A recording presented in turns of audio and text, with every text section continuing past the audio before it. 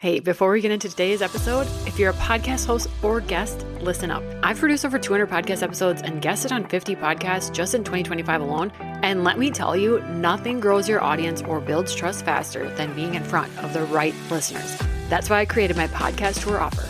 I'll help you map out your topics, strategize your message, and find you the most aligned podcasts and audiences to get you and your business in front of. So if you've ever thought, I just wish more eyes were on my work, this is your sign. Let's get you on a podcast tour. You can find all the details in the show notes. Just look for podcast tour.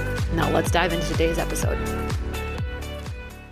I am so excited to welcome back Hollis English. She is a content creation coach for entrepreneurs, and it has been far too long since I've had you on the show. I don't know when our last talk was, but I'm thrilled to do this today and talk about what we're going to talk about. So welcome. Thank you so much for having me. I am thoroughly excited. I also agree. It's been way too long since I've seen your wonderful face and heard your wonderful voice. And it is always such a joy spending time with you. I love the topic that we're going to talk about today because it's about being authentic, being yourself. And to me, it also means maybe doing things differently than what the masses tell us. And I always love that. We have to lean into what works for us. There's no one size fits all to life and definitely not to entrepreneurship. Can you first share a little bit about how you got to this point? I know you've made pivots and twists and turns and you're just focused in this specific space and content creation and being authentic online and figuring that all out. But start with that bit of the journey. So I've been an entrepreneur for over 22 years. I grew up on a farm. I ran our family farm market and bakery, and that was 14 years of entrepreneurship there. I kind of moved from there. I did a business coaching certification course and work with entrepreneurs, and it was wonderful. And then I think the thing is kind of like constant refinement, right? You're like, I had group programs that I led that were mindset oriented for entrepreneurs. We talked about their branding and their vision. But then kind of the more I did that work, the more I found that I really loved really building deep relationships with my clients. And so for now, what feels really great is doing a lot of one-on-one coaching. And what that led me to was like really getting to know people really well and being like, oh my God, this person, there's so much here, like this, and really hearing their stories, which then kind of naturally led into like, oh, you should be sharing about this or sharing about that. And then it just kind of evolved, started with one client where I was like, I could do, maybe do some content for you, kind of capture what I'm hearing in the coaching relationship. And then it kind of just sort of went that direction where at first, sometimes you're like, oh, this is a pivot and this is a little bit of a twist. And then you realize that that sort of through line is there the whole time, right? Where it's helping people be their most authentic self in their business, be leaders. But then you add that layer of like online and people are like, oh, dear God, like not online, not in front of people, not on the internet. Why? Right? So it's like, how can we show up in that way? And I just love getting to know people really well and building really great relationships with clients and people in general. And it's like with some of my clients, we'll send voice notes back and forth or friends. And I'm like, that's what you should be sharing online. And they're like, what? I'm like, no, what you just said to me, because like maybe what they're doing online is like very stiff and professional. And I'm like, no, the people need to see that you're really hilarious. And the people need to see all these imperfect, things. So I think it's just a joy for me to get to do that. And I help do that through coaching and like still the mindset work of how to do that. And then I also with clients get to be the creative director person going, okay, here's some ideas for content. Then I get to actually shoot and edit content. So it's a little bit of an ecosystem, I guess, of support in that way. I love that. It's such a natural progression. And like you said, it's not even necessarily a pivot. It all matches up. It's just more specific, and just kind of keeps that underlying piece there. How do you help your clients? How do you get people to the heart of what it is they love? How do they discover that? Because sometimes I know I often think, I wish someone just tell me what to post. I'll just do it. I don't want to think about that. You get in those mindsets. You're like, oh. So how do you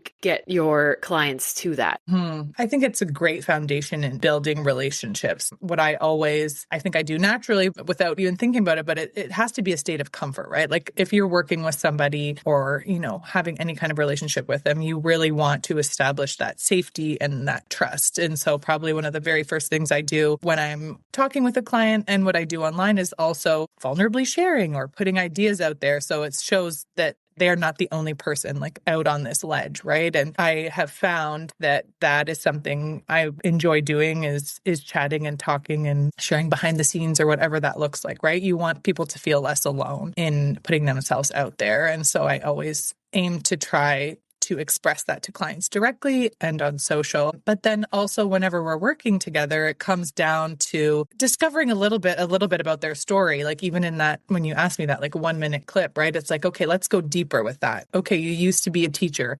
Beautiful. One of my other clients used to be a teacher. I know you did too, of course, but like, hey, great. What is that like? And then they'll tell me about that. And then I'm like, okay, great. So your skill set is actually this, right? Like if you think about how you serve, right? So it's me trying to really listen, hear their story and their own evolution of their journey, and then reflect back to them and be like, so, as a teacher, you develop skills of managing a classroom and adaptability and creating special plans for different people. You're really great at working backwards because they have to learn this. So you're going to be really good at breaking like the breadcrumb trail down and whatever that may be. And they're like, right? Like there's this moment where they're like, oh, I didn't know that was a skill, because everybody thinks exactly like you said, the skill, they think everyone has it. You think that because you're good at doing this, everyone else is. And so it's really hearing, listening, and reflecting back that whatever that skill is, that personality trait is so incredible. Like what is incredible about it? And that kind of plants the seed of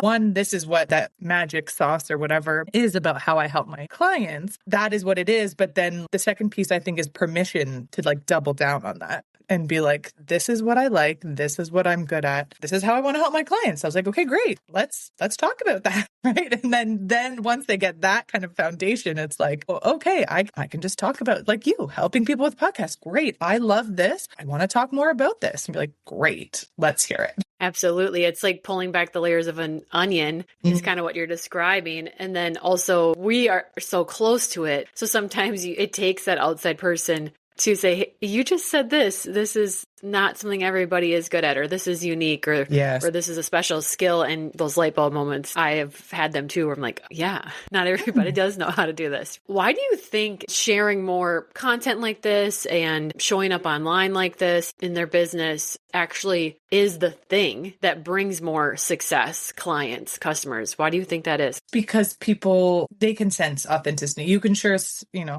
sense inauthenticity in someone, right? So the opposite is true, is when you're there and you're like rigid and stiff and talking like a robot, like people know. And there's nerves. I don't mean to say like you're going to do this perfectly and you're going to come off sounding like yourself the first time at all, because you're working through your comfort level and your nervous system of being like, I can do this. And my grandma or aunt or my neighbor may see this, or whatever is that person that you feel nervous about. People sense goodness in people. You can sense a warmth around people. And it's really about that when people get attracted, I think, to other people, specifically online. And I think it's also a good lesson too for yourself. When you think of the top 3 accounts that you love on social media or you love connecting with, it's like, what is it that attracts you to them? Oh, they're funny. They're very candid, or they share a little of this, or they talk to me like I'm their friend. And in my other example, where I'm just like, you don't treat them not any differently than you would a friend, and you're getting on and building that rapport with people. And that creates so much foundational relationship building, even online, that builds likability, that builds relatability and trust. And so when someone's like,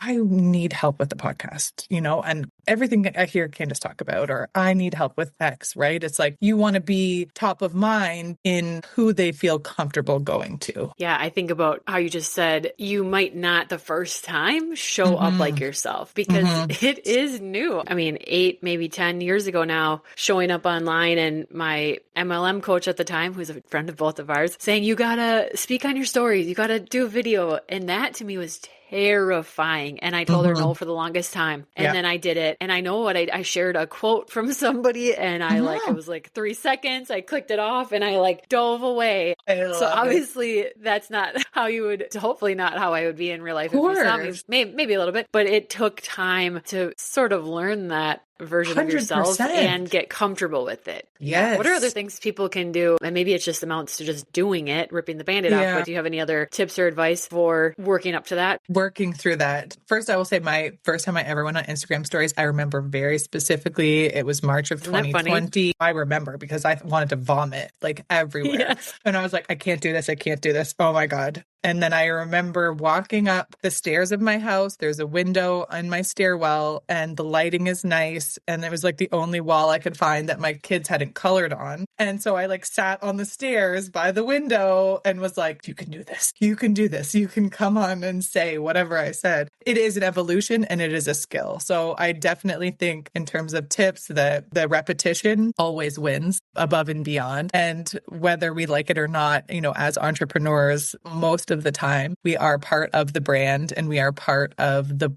voice of what our company stands for and the services that we offer. So people want to get to know you. If you genuinely are thinking about that other person, right? Truthfully, the easiest kind of way to think about it is not about you at all, right? Like everyone's going to interpret what you say and what you do, but it comes down to how can I help? How can I share with people? How can I give people the opportunity to do whatever it is that you do? Because when you flip to that service mindset, it's, oh, I could pop on and I could tell them this, or maybe I could show them that maybe starting a podcast isn't really that hard and I don't have to spend like $1,000 million at the beginning. Or if I'm sharing about cooking or baking, it's like, oh, I actually put my kids' bananas in this like little plastic banana holder and then it doesn't get crushed. Whatever, like little tips, right? It's the smallest things that we can start with. And then the other thing is also knowing where you shine. How do you communicate, I guess, the best? One of the things that I had did in a workshop recently was just go through that with people. It's like, do you love long form content? Is that what you love creating on like a podcast? Do you love little quick off the cuff, unedited? Do you like to talk like that? Do you love writing? And really lean into whatever the output is that you love to do. Because if you enjoy it, the chances that you're going to do it are like significantly higher. Like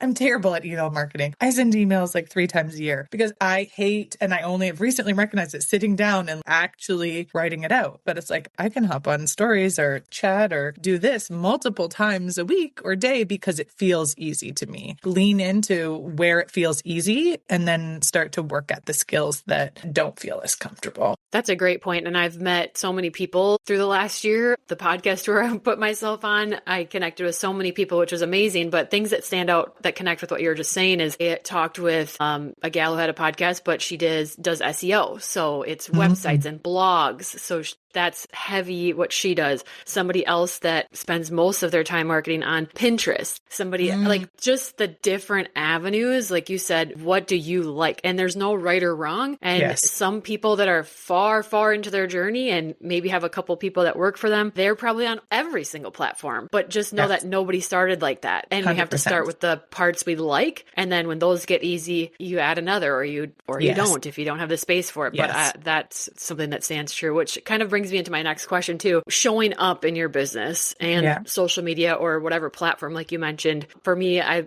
much prefer podcasts. I'd rather do a one-on-one setting or something quiet on my own versus being on social media. But I do the social media. Sometimes I think you got to show up. But that's something we do here a lot. But it can mean a lot of different things. And so what's your take on it? You know, what advice do you have around that? And what does it mean to show up in your business? First and foremost, you have to show up for yourself, right? If you are leading a business, perhaps a family, a home, you know, a life outside of that is like, okay, if I'm going to show up in my business, I have to be showing up for myself, but also be bought into what this business does for me outside of the transactional, like I serve this. What is this bigger goal of what I'm trying to do in my business? That always like centers me a little bit in terms of connecting back to what I feel, I guess, and how I feel. And then when it comes to like being able to show up, does that mean consistently? Am I there every day? I'm not. And I am a content creation coach for entrepreneurs, and I should be the epitome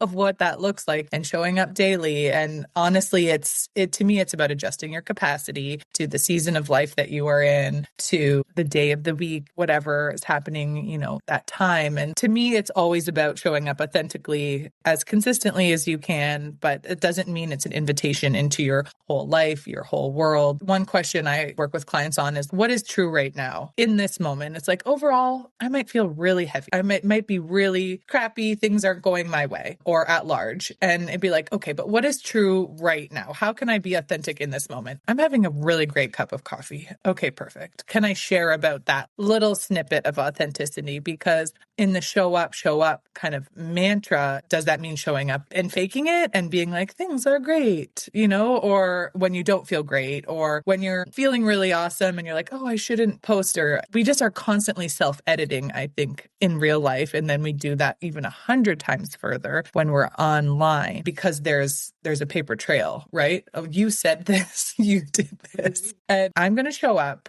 as much as I can in the season that I'm in. And in the summer, I ghost everybody. I think I remember doing a post in September being like, hey, am I going to tell you I ghosted all summer? No, I was with my kids. We were living our best life. We were swimming in the river. We were hanging out. And obviously we're not ghosting clients and, people and contractual obligations, but it's just what is achievable to me now, and setting goals for this month. What would I love to do this month? Let's look at my calendar, my whole schedule, and be like, I think it's reasonable that I can really make a goal for myself for 3 times a week. I'd love to do that. Maybe it's 5, maybe it's 1. But it's setting a goal and then not beating yourself up when you don't hit it either, right? Because then when you come with the energy of like, ugh, I didn't do this, then the one time you are showing up is zapped of all, your wonderfulness, because you're too busy being angry at yourself for not sticking to your goals. Absolutely. I'm forgetting how you were wording it, but it made me think about how just being embodied in your work and being at a point in your business where I think you maybe mentioned confidence, where you are confident about your business.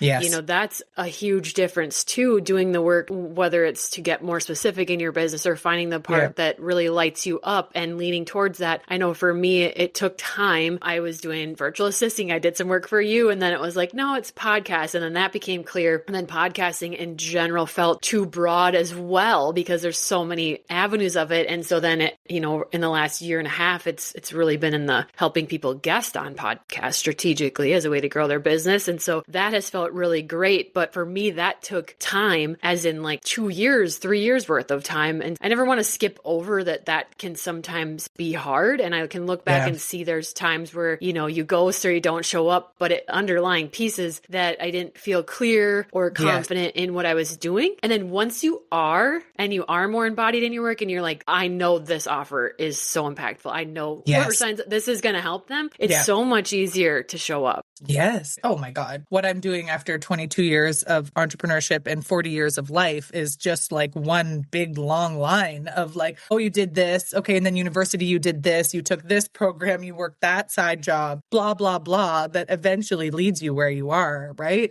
Yes. 1,000,000%. Every job, every relationship experience, that you had it's a completely cumulative one, which is also why you completely continue evolving, because one person said, hey, Candace, can you do this for me? And you either had a reaction in your body where you're like, yes, oh my God, this is what I want to do all the time. Or you're like, oh God, I kind of really don't want to do that anymore, right? And so it's just like constant reevaluation. I think I had a fear of constantly changing, let's say, and being like, now I'm doing this. Now I'm doing this. And people are like, oh my gosh, Hollis is so flaky, right? Like that was what my perception of what my fear was around it when I was changing in that discovery mode. She did this, then she did this. Now she's doing this. First of all, no one is even clocking any amount of what, if someone could sit down and tell me all the offerings I've had in the last 2 years, like I would die. Like I would literally be like, okay, like there's no way, number one. And number two, it's exactly what you said. It's about just like little nudge, like, oh, perhaps I'm going to try this. And like listening, right? It's really listening to that, being like, I don't like this. Like right now I'm working with a client, we're doing a time audit. And beside each task, the time is important, but beside each one, I was like, does this energize you? Yes or no? Like that is a big piece of the audit, because I'm like, are we doing more of what we like? Or are we doing a heck of a lot of stuff we don't like? Then it's a complete and total process. And I think now going, okay, this has been 2 years since I've been doing coaching full time. And I'm like, wow, I'm doing something like completely, air quotes, different than I was before. But at the heart, the messaging and the core of how how I help is that the iteration might look different, and it might look different, it will, not might, 6 months from now. But it's like the more you get to know yourself, exactly what you said, and embody that, trust what I like, lean into what I like, double down, then the more that I discover what I like, obviously, and who then is attracted to the work that I do and how I move through the world. I also like that you mentioned, actually listen. When you grow up or in this world that we have, we're taught just to not, or just push, you're in a 9 to 5. It doesn't matter if you don't feel that good. Well, the pension. What about the pension? What about you gotta go to school. You gotta teach. You can't write sub plans. That'll be worse than just showing up sick. So you're taught to just ignore that. But yes. I couldn't agree more that that's super vital in what we do as entrepreneurs, and then honoring the real answer too, because I've thought the same thing. They're going to think I'm so flighty. How will you ever be successful if you keep changing your mind? But then somehow through personal development, then there's that light bulb moment one day where it's like, if a man changed his mind, we're not going to call him flighty. We're going to say, wow, what a power move. What a so strategic. CEO. Yes, exactly. It's just like releasing yourself of that and giving yourself permission, because when you do change your mind and you make those decisions and you honor it, I think that'll be your proof. If you've never done it before, then the first time will be your proof that things get a lot better, a lot faster. 100%. And someone telling you to, and someone being like, yes, let us clap for you, that this is the choice you made. Again, and with love to all people in every situation of life where they're at all. But it's like someone would look at leaving the farm market as, why would Hollis have done that? Why would Candace have left teaching? Why, And it's like, I can't justify or explain other than I listened and thought, I'm not sure, but this is what I'm leaning towards, right? I want to always be in life, in client work, in general relationships, is like, I want to be the person that is the one being like, yes, you think that, and not because I think you should just go do X, Y, but it's like, why the heck not? Like, why are we not getting clearer on what we love? And I mean, I do this with my kids, or I try to, where I want to do this. And so, sometimes my rational brain is like, okay, like not so much like sometimes career aspirations. But sometimes it's just like, I want a cat. I hate cats. And so I just be curious about it. So it's like, oh, tell me more. What kind of color of cat would you like to have? Great. Okay, great. You want to be a violinist? Beautiful. Tell me, what song would you play? Right? It's just like, I just want to live in a world where we're more encouraging of all of the pieces that we like and trying new things, instead of being like, this is what you are. This is a safe choice and you will stay here. I might mess this up, but I think my kids last night even said to each other, don't yuck on my yum. It reminds me of Taylor Swift. Like, what kind of person tries to tell somebody else that what they're joyful and excited about is dumb? Yes. Why would you be a joy snatcher? That's something my kids are a little like yours. Don't ever do that. And don't let someone do that to you. Don't let them, remind them. But 100%. It is a balance. I get that, of finding people that light you up and that you trust and that, help guide you. But it's like it comes from their own perception and their own journey. And if they've never been an entrepreneur, or if they were an entrepreneur who had this happen to them or that, it's so challenging to go all in on what you believe. And that is true of life and bigger picture, but that's also true of standing in front of your phone and saying, I think this, or I love this, or I hate this. Or one of the other things too for curating your audience, increasing,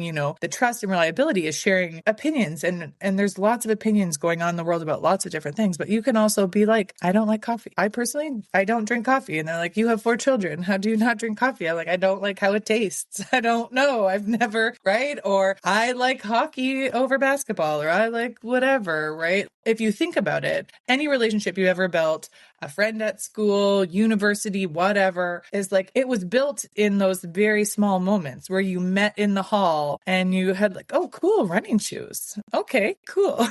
Right? Nice backpack. You weren't going all in on some philosophical idea. It was just okay, let's remind ourselves, how did we make friends before in real life? So true. It's a lot to think about, a lot to reflect on, hopefully. And then maybe take a little action, maybe show up, maybe try something new, yes. right? But what do you have going on? What do you have coming up in Q2 for us? I'm continuing doing content coaching, like on an ongoing one-on-one basis. I do VIP days where we do them in person, but also branding sessions where you just have the opportunity to share. That's also obviously not dependent on geography, but where we just get to do a session where it's like we do a deep dive into all of that, all the stories, all, not your whole life, but like certainly pieces of the story of your journey that I get to witness and then reflect back, which I really love. We're doing some traveling as a family in, I guess, at the very beginning of Q2. So I'm really excited and focused on that at the moment, which is really wonderful. I know we've talked about this before on the podcast, but just like, okay, we're just going to start like, what would I love? I would love to show up on stories and show my face. Say you never have. Okay, great. Can the goal be to like hit record on stories and just say some, or to your point where maybe it's not your face. Maybe it's just like, here's my house. Here's me working. One of the biggest pieces that eventually starts to click. I will say this too, is like, you do not have to show up on social media. You do not have to no one is forcing you to do any of these things. You said it earlier, like all strategies work. Anything that you want to do will work, but it's like choosing what you would love to do. So if you would love to do social media, then it's setting those small goals, inviting people in, a little snippets of your life, just like one thing at a time, and asking questions. Maybe it's a poll. So you put tea and it's like, I'm a tea person.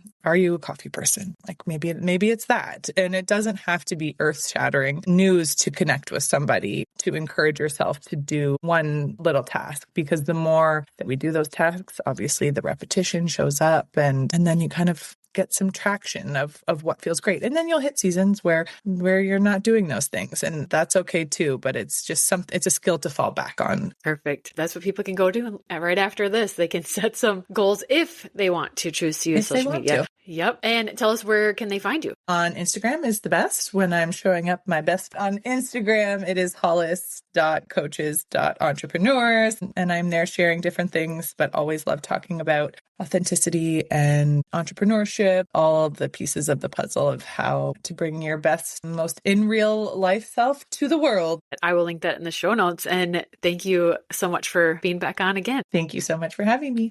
Hey, before you go, if you've ever wished podcast guesting or hosting felt a little easier, you're going to love this. I started a free podcast matchmaking community where hosts and guests can actually connect, swap shows, and find aligned conversations without all the cold pitching and chaos. It's totally free, it's super fun, and it's growing every day. So whether you're looking to grow your audience, get in front of the right people, or just finally get your message out there, come join us. You can find the link in the show notes to join the community.